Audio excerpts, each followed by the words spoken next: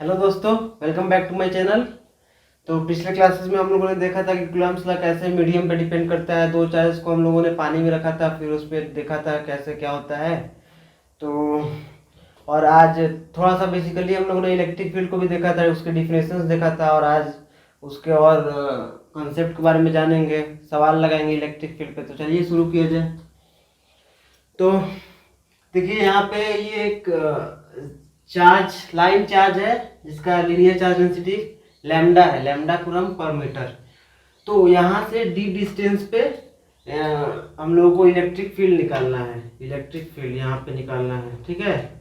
और ये जो एंगल बना रहा है इसका एक एंड थीटा 1 बना रहा है, यहाँ से ये परपेंडिकुलर लाइन है, और ये दूसरा एंड क्लॉकवाइज डायरेक्शन में ये क्लॉकवाइज हो गया, ये एंटी क्लॉकवाइज हो गया। ये वाला एंटी क्लॉकवाइज डायरेक्शन में थीटा 1 एंगल बना रहा है, ये वाला थीटा 2 एंगल बना रहा है। तो बेसिकली हम लोग इस पॉइंट पे इस लाइन चार्ज के चलते इलेक्ट्रिक फील्ड निकालना है। तो देखिए निकालते हैं, फिर इसके बाद इस पे सवाल है वो सब करेंगे।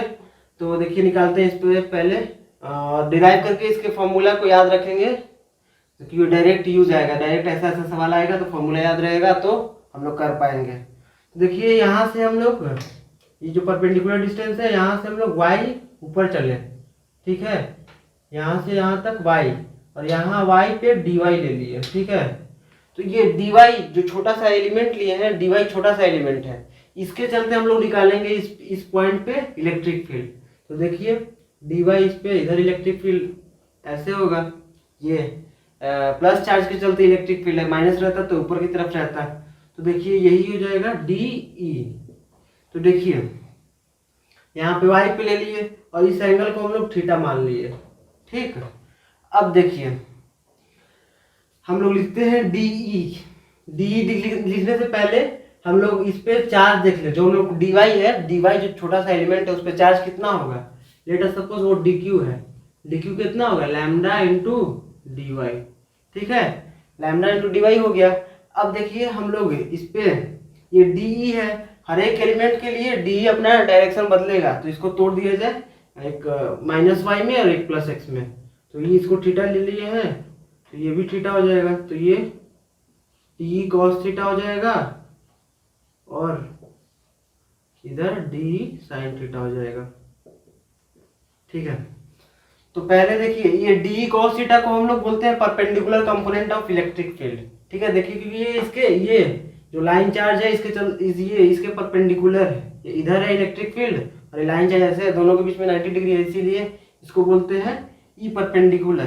तो ई परपेंडिकुलर पहले लिखा जाए, देखिए E perpendicular is equal to D E cos theta, D की वैल्यू लिखा जाए। देखिए इस पे चार्ज कितना है, डी क्यू, तो k into d q, d q की value lambda into d y upon ये वाली दूरी क्या है होगी। देखिए ये डी है, तो इसको मान लीजिए सपोज कर लीजिए आर की वैल्यू डी और थीटा के टर्म्स में अगर हम लोग लिखेंगे तो हो जाएगा डी सेक आर। बेसिकली ये वाले ट्रायंगल में हम लोग बात करेंगे सेक कॉस थीटा, तो cos theta is equal to d by r, तो r is equal to d by cos theta, तो डी सेक आर हो जाएगा, ठीक है।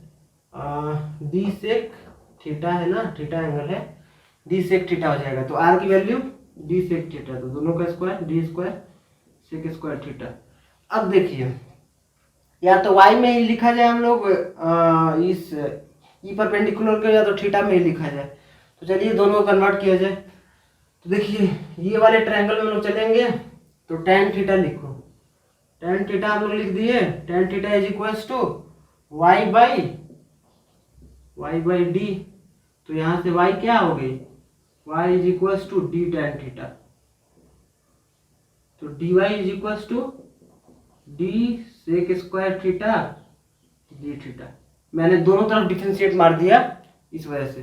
तो देखिए dy की वैल्यू लिख दीजिए, के लैम्डा, यहाँ पे cos थीटा भी होगा बाबू, ये तो इतना डी का वैल्यू हुआ, ये cos थीटा अलग से था, तो के लैम्डा dy की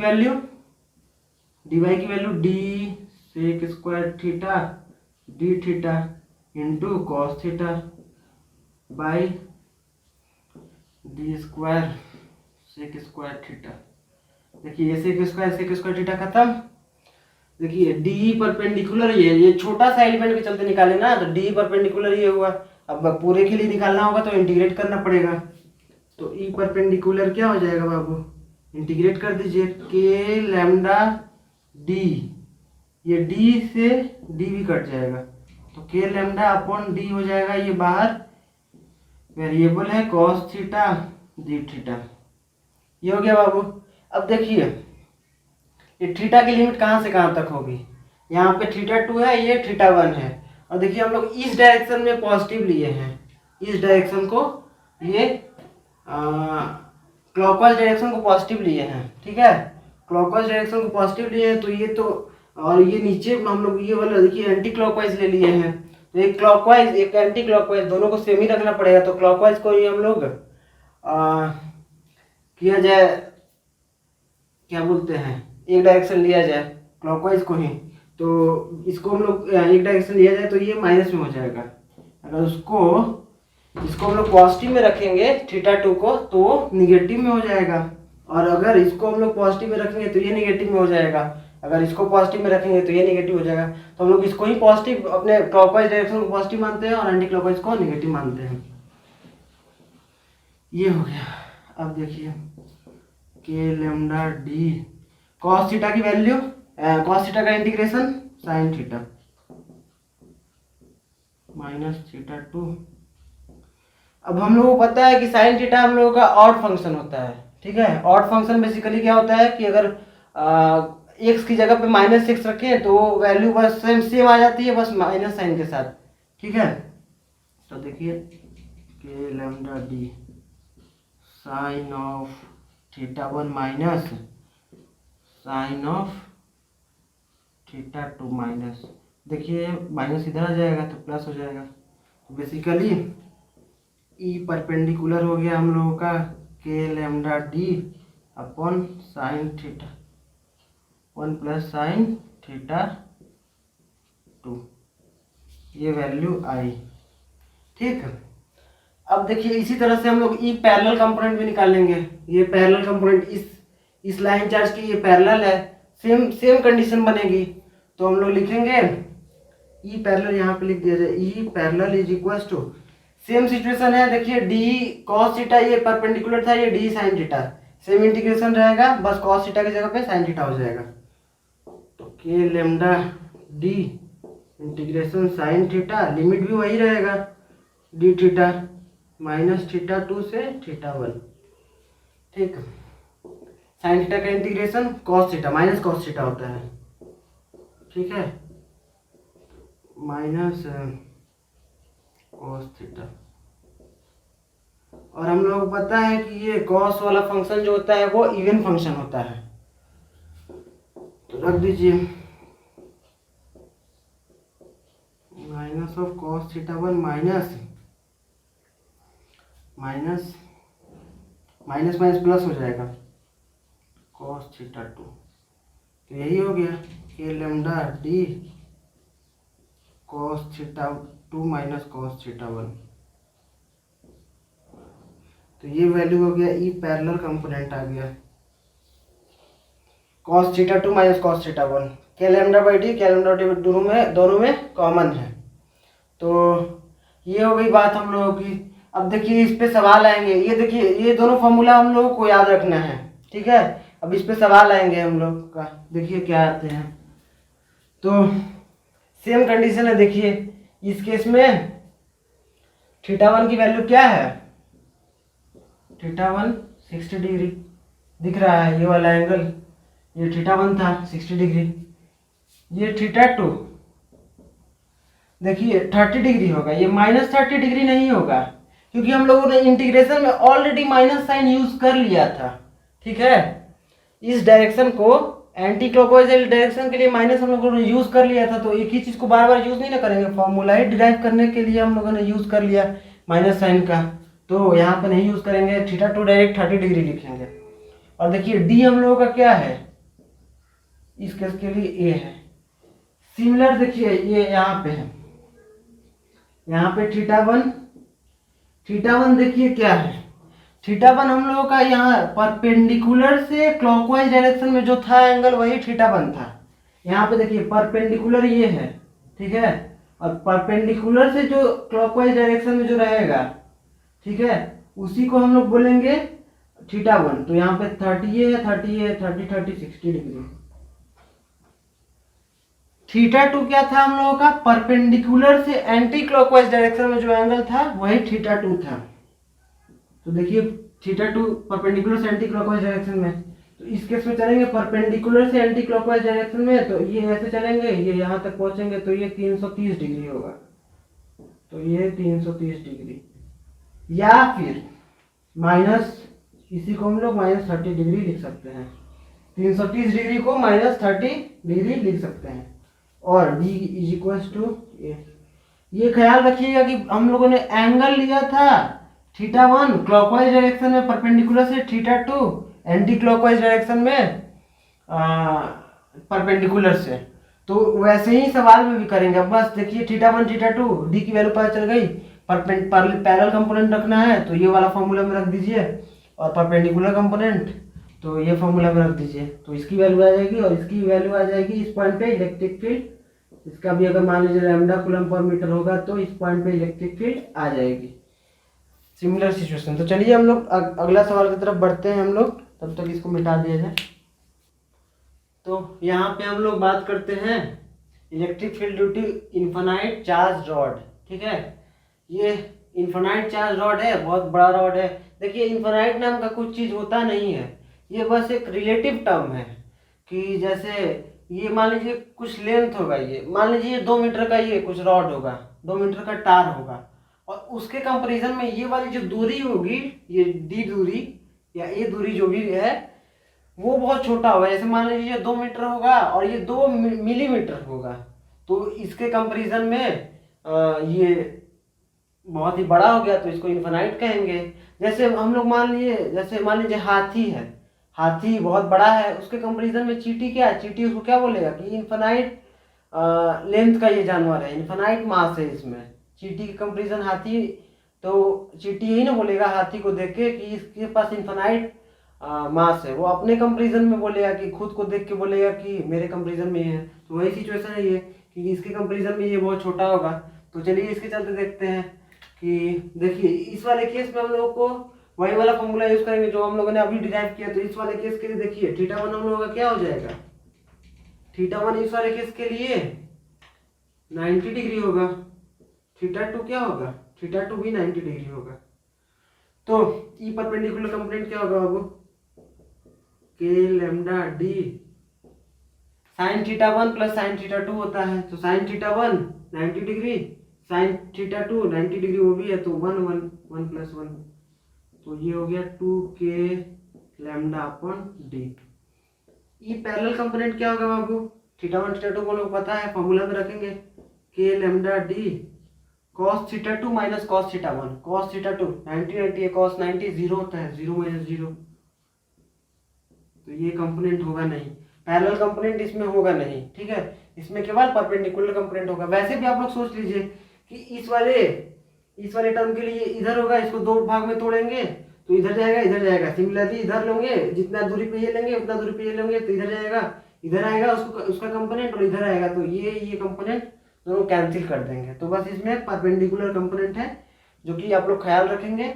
नहीं भी ख्याल रखेंगे तो बुद्धि से सोच लीजिएगा, अगर भगवान बुद्धि दिए हो तो सोच लीजिएगा, जोक्स अपार्ट, बुद्धि सबके पास होता है, तो सोच लीजिएगा। तो पैरेलल कंपोनेंट 0 हो जाएगा, परपेंडिकुलर कंपोनेंट होगा। अब देखिए सेमी इन्फिनाइट रॉड है, तो इस वाले केस के लिए हम लोग देखेंगे थीटा 1 वैल्यू क्या होगा, थीटा 1 है 90 डिग्री और थीटा 2 देखिए थीटा 2 0 डिग्री।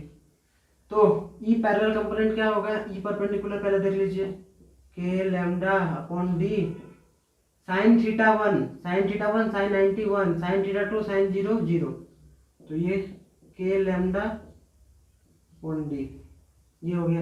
अब ई पैरेलल कंपोनेंट देख लिया जाए, के lambda D cos theta 2 minus cos theta 1, cos theta 2 cos theta 2 cos theta 2 0 है, तो cos 0 1 minus sign theta 1 cos theta 1 cos theta 2 minus cos theta 1।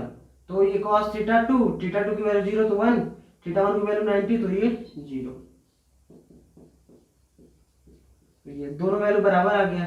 ये ई परपेंडिकुलर इस direction में होता है और ये इस डायरेक्शन में होगा। अगर माइनस चार्ज रहेगा, माइनस चार्ज डेंसिटी रहेगा, ये पॉजिटिव चार्ज डेंसिटी है, निगेटिव चार्ज डेंसिटी रहेगा तो डायरेक्शन बदल जाएगा। इस डायरेक्शन में हो जाएगा, ये इस डायरेक्शन में हो जाएगा। इस केस में वही होगा, उसके पिछले केस में वही होगा। अब देखिए यहाँ पे एक सवाल है हम लोगों का। मैंने दो ठो सेमी इनफाइनाइट रॉड को मिला दिया है। लेट अस सपोज ये ओरिजिन होगा, ठीक है। तो यहाँ पे ये ए दूरी है, ये दूरी है। तो इस वाले पॉइंट पे इलेक्ट्रिक फील्ड बताना है। तो बेसिकली इसी का यूज होगा बाबू। देखिए पहले इस वाले रॉड के चलते देख लिया जाए उस पर इलेक्ट्रिक फील्ड। इस वाले रॉड पे इधर क्या होगा बाबू, देखिए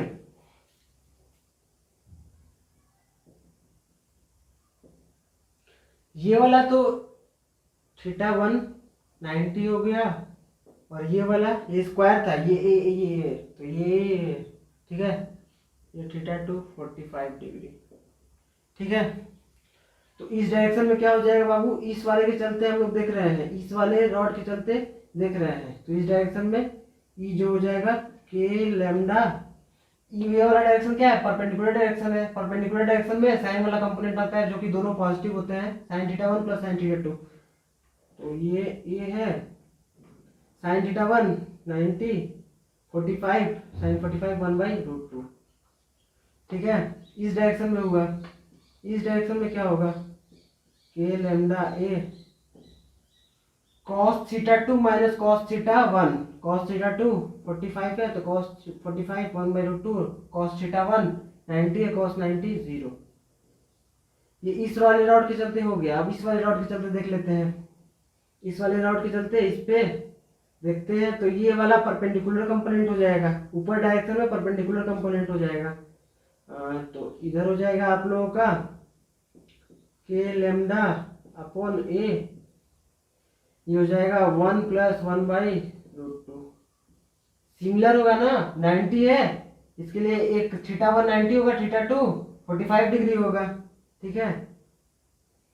इसके लिए सिमिलर सिचुएशन इधर भी होगा, सिमिलर पैरेलल कंपोनेंट ये वाले रॉड के लिए,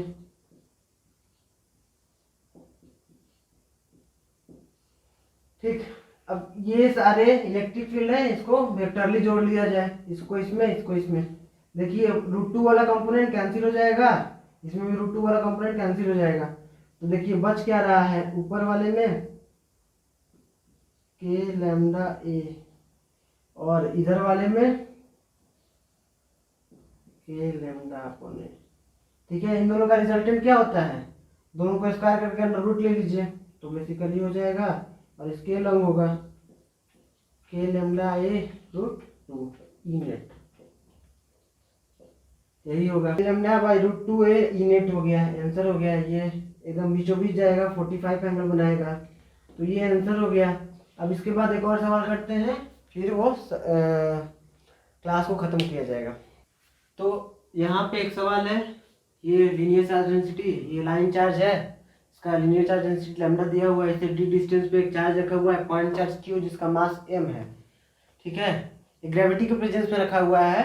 जैसे ये यहाँ पे है एक रॉड है इनफाइनाइट लेंथ का, और इस पॉइंट पे हम लोगों ने चार्ज रख दिया, और वहाँ पे इक्विलिब्रियम में है ऐसे। तो हम लोगों ने क्या किया, चार्ज को स्लाइटली डिस्प्लेस किया ऊपर, तो डिस्प्लेस किया तो बेसिकली वो क्या SHM करेगा, बिल्कुल करेगा SHM। तो वही SHM का टाइम पीरियड हम लोगों को निकालना है। तो यही सवाल बन जाता है कि वो SHM करेगा कि नहीं करेगा। तो करेगा, क्योंकि जैसे ही ऊपर हम लोग करेंगे तो फोर्स इसके चलते ये डिस्टेंस बढ़ेगा तो फोर्स कम होगा, जो mg को बैलेंस कर रहा होगा। जैसे देखिए इसको बना लेते हैं, अभी ये इक्विलिब्रियम के सिचुएशन में mg = 2k lambda upon D होगा। अभी हम लोगों ने ये डिराइव किया था कि इनफाइनाइट चार्ज के चलते ये क्या होगा, 2k लैम्डा/d होता है। तो ये इक्विलिब्रियम सिचुएशन में। अब थोड़ा हम लोगों ने स्लाइटली इसको डिस्प्लेस किया, तो डिस्प्लेस किया तो उस पर नेट फोर्स लिखा जाए, क्या होगा, इधर लगेगा mg और इधर लगने लगेगा 2k lambda. Let us suppose वो डिस्प्लेसमेंट मैंने x किया, x बहुत छोटा है, तो ये हो जाएगा। तो इस पे नेट फोर्स लिखा जाए 2k lambda upon D plus X minus M G is equal to F net, यही हो जाएगा। अब देखिए 2k लैम्डा, इसमें से हम लोग d अगर कॉमन निकाल लेंगे तो यहाँ पे 1 प्लस एक्स बाई डी हो जाएगा, ठीक है, minus M G F net के इक्वल होगा। अब देखिए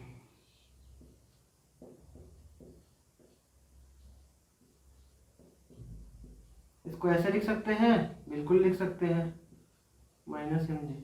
अब देखिए 2k लैम्डा अपॉन डी किसके बराबर है, जब इक्विलिब्रियम में था तो 2k lambda upon D M G के बराबर था।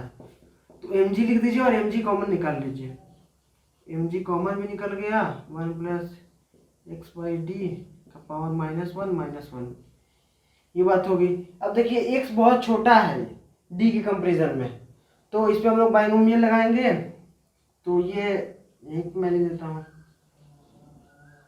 1 माइनस एक्स बाई डी -1, तो माइनस प्लस कट गया। तो बेसिकली एफ नेट जो हो गया हम लोगों का वो minus M G X by D, जो माइनस के एक्स के जैसा दिख रहा है।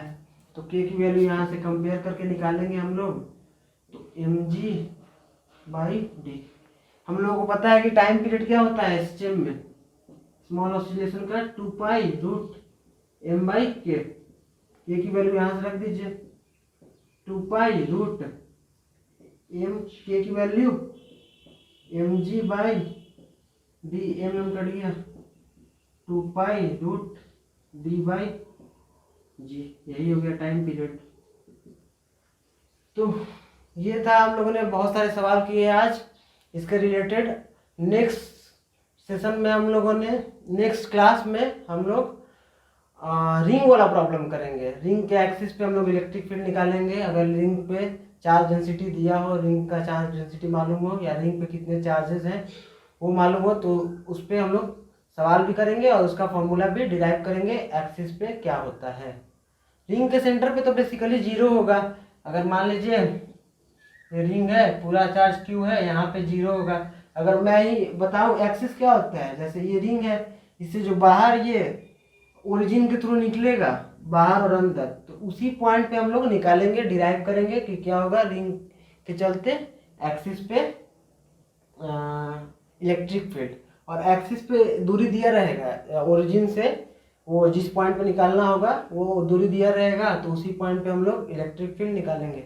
तो आज के लिए बस इतना ही। वीडियो पसंद आए तो लाइक करें, सब्सक्राइब करें और अपने दोस्तों के साथ शेयर करें। तो चलिए मिलते हैं नेक्स्ट क्लास में। Thanks for watching.